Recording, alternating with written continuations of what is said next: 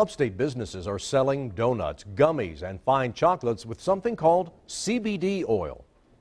That's right, as some doctors say it could be the missing answer to the opioid crisis and offer patients a way to relieve pain without risking addiction. But is it safe?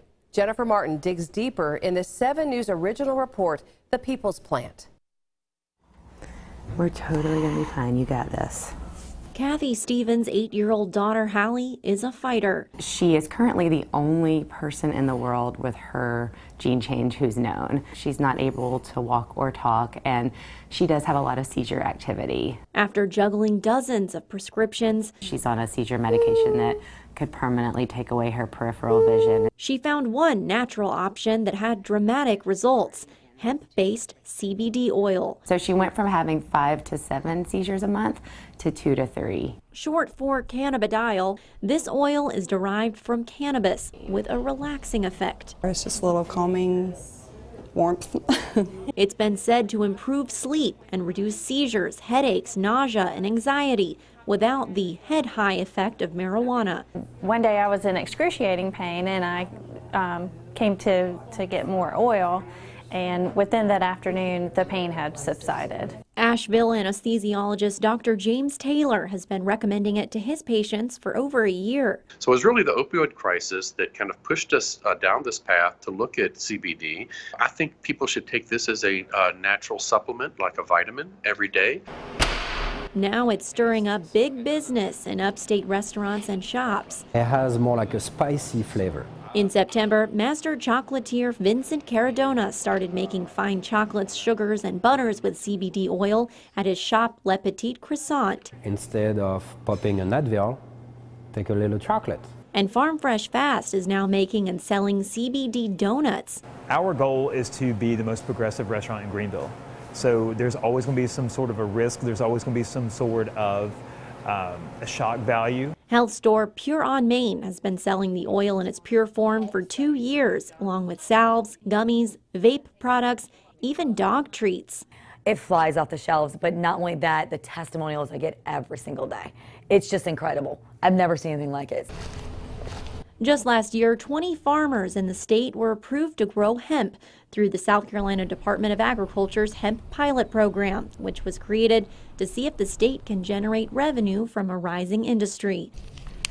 One of those farmers is Danny Ford, who went from coaching champion Clemson football players to coaching plants. In football, I could tell everybody what to do, and these plants didn't care what I told them to do or not.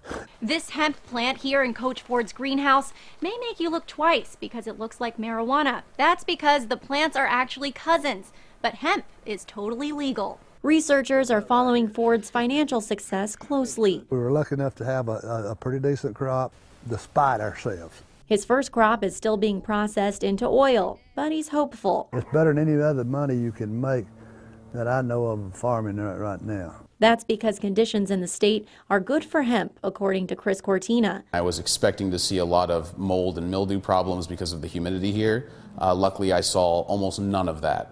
The only real problem here is, of course, hurricanes. With experience in California, he's operating a new CBD extraction facility in the upstate called South Carolina Botanicals. Here, hemp is transformed from a dry plant to pure CBD oil. It's the delicate art of processing to select for the molecules that are useful and to get rid of the molecules that we don't want that will have unintended side effects. So how does CBD oil target so many symptoms?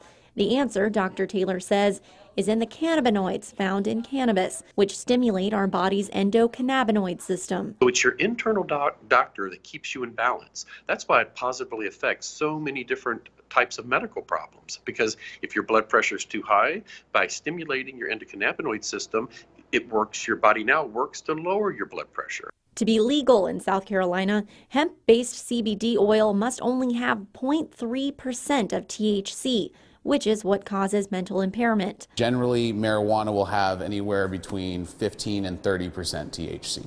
A 2017 study by the World Health Organization shows no abuse or dependence potential with CBD, but doctors say dosing CBD is tricky and can interact with medication or cause drowsiness. You really need to find a resource, whether it's a hemp pharmacy or a medical practitioner who's educated on this, that can kind of guide you along the path that you want to start low and go slow. As far as overdosing, we've not seen any problems with that. The possible deal breaker? It's not FDA approved, and even though CBD oil legally can only have a trace of THC, it still could cause you to fail a drug test. The problem is that it is a plant and it is not consistent all of the time. There is one FDA-approved CBD oil on the market as of this June, Epidiolex, approved only for seizure treatment. As for others, without the FDA stamp of approval, many upstate nurses and doctors are skeptical. There's still a chance of you just not officially knowing what is in that product, considering it's not federally regulated. But Dr. Taylor says that comes at a cost. I like that it's not FDA approved and recommended, because that means it's the people's plant. When things become FDA approved and become pharmaceutical grade, they become very expensive. To be safe, processors stress it's imperative to look closely at labels and do your research. So when you look at a bottle, you should be looking that the lab has tested it for potency, for pesticide presence, and for solvents. Cardona and Willis say they trust their sources and welcome questions from customers. Just like we can trace back our animals and our vegetables to our local farmers, we can now do that with our CBD oil as well. Good news for parents like Kathy Stevens, who want to buy CBD locally, from farm to bottle. I'm glad that we're going to be able to buy it from local farmers and actually talk to them about what we need. I mean, Hallie's disability is such that I need to give her consistent medication from day to day, so that I'm not just going to buy, cannabis on a street corner, but that I know exactly what is in each dose I give her. So it's great to have that locally. In Greenville, Jennifer Martin, 7 News. Now listen to this. Congress is expected to vote next week on the 2018 Farm Bill, which will determine if hemp and CBD will be considered federally legal. If it passes, there will no longer be a limit on how many farmers can grow hemp. To hear more from Coach Ford and to see more of the oil extraction process, check out our web extras on WSPA.com.